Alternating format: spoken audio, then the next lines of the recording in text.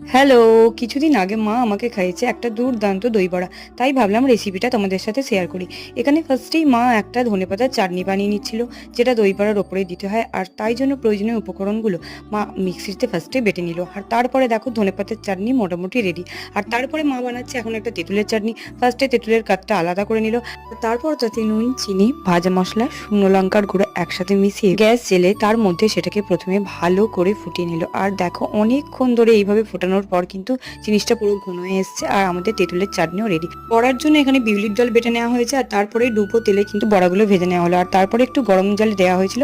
আর গরম জল থেকে তুলে এগুলোকে ভালো করে চিপে দিয়ে দিতে হবে ফেটানো দইয়ের মধ্যে। তারপর উপর থেকে ভালো করে প্রথমে দই ছড়িয়ে তারপরে ধনেপাতার চাটনি আর তেঁতুলের চাটনি ছড়িয়ে দেওয়ার পর ওপর থেকে ভালো করে ঝুরি ভাজা ছড়িয়ে দিলেই ব্যাস আমাদের দই বড়া রেডি।